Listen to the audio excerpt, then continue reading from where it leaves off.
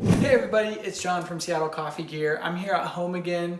We're still working from home due to the pandemic, so we're doing some more video content for you from our houses. Today we're going to talk about milk steaming on home machines. We're going to get some up close footage so you guys can see how I steam. That was a big comment on the last video when I was talking about my home equipment. A lot of people were asking about latte art and milk frothing on one of these machines, and it's been a common ask in a lot of our other videos. So the machine that we have is still the Breville Duo Temp. It's the Duo Temp. I don't know if it's Pro or not, or what the name of it is, but this one's no longer made, but the steam wand is the same as the one on the Infuser and on the Barista Express. So if you have either of those machines, this will carry over to that. Some of these techniques will work on pretty much any home machine if it's a low-powered home machine. So that's what we're going to be focusing on, is milk steaming techniques on low-powered home machines. So let's start off with some basics before we get to the actual steaming. The first thing that's going to help you out is a small pitcher. These machines don't have a lot of power, so it's difficult for them to move the milk around in a larger pitcher. So if you get a small pitcher, it's going to make the most of the steam power that your machine has. The next thing that's going to really help you is using whole milk. If you are using a non-dairy alternative milk, these will still work, these techniques will still work for you, but you're going to have slightly different results. If you're using non-fat or 2%, this is going to be way harder. So if you can, use whole milk. It's better for you than non-fat anyways, but that's just me. That's my personal commentary there. Let's go ahead and get started talking about steaming. So I'm going to fill this up with some milk and we can jump in. All right, I have my pitcher filled up with milk here. You can see I have it filled about like just up to the bottom of the spout there. And that is about the amount you want to start out with. You may end up needing to use more or less than this depending on the size of your drink. If you're steaming a larger pitcher for like a larger latte, it's just gonna take everything we're doing here and make it a lot longer. It's gonna take you a lot longer to heat up that amount of milk. It's gonna be more difficult. So if you can, like I was saying, use a small pitcher. Don't fill it too full. You fill it about halfway full to the bottom of the spout at the most. But let's go ahead and jump in so you can see what we're doing here. With these machines, because they are thermoblock machines, you have to wait for them to heat up and get into the steam mode. I try and wait as long as possible before putting that milk under there, just to not get any water in my pitcher. And the key with these machines is patience. So you're gonna see a lot of that. So I hear that going now. And now you can hear it pumping in there. So as we're getting up closer here, I'm just waiting right now to get a whirlpool going.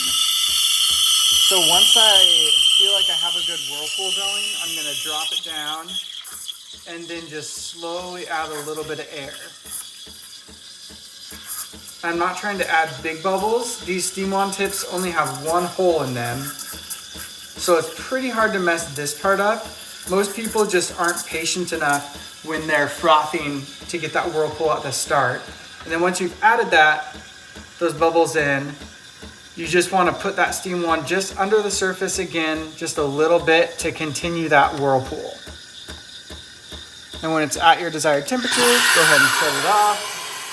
Make sure to wipe off your steam wand. Give it a purge.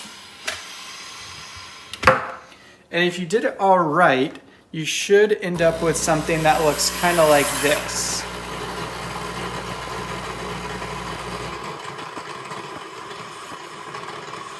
So if you can see, there's not a lot of big bubbles, looks really glossy, has that kind of wet paint look to it. That's what that should look like. So I'll set that down.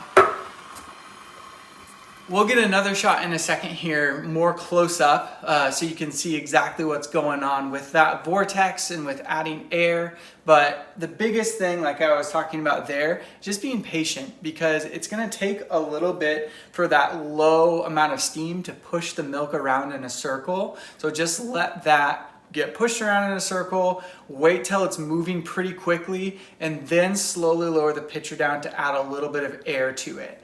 So when you're starting, you want the tip of the steam wand to be buried below the surface. if you look down here, that's where the hole of the steam wand is. So you want the milk level to be right about there when you're first starting that vortex. That'll keep the milk moving around in a circle.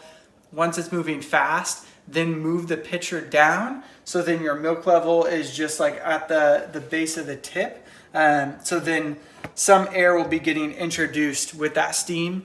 Once you've aerated enough, if you were watching that video, it probably took me maybe 5 to 6 seconds, a while, to add foam to it. And it's still not super foamy here. It's still pretty thin, which would be good for a latte.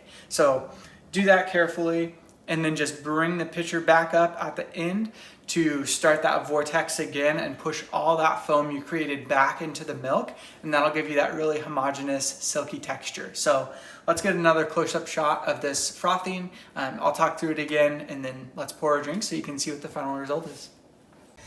All right, so here's another shot. I whisked this up a little bit to create some bubbles in there, so hopefully you can see what's going on. Got steam power, so let's go for it. So I'm just buried underneath the surface there. Not much is going on, but you can start to see some movement. So you can see more movement now. I'm slowly lowering the pitcher. And now I'm going to start adding some foam to that.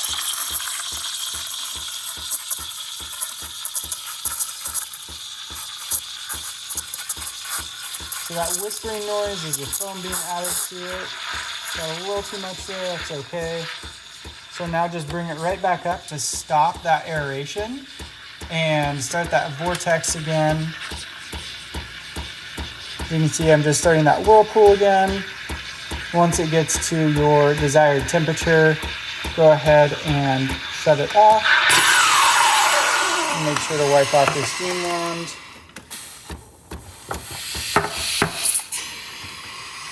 And then here we have our nice silky milk.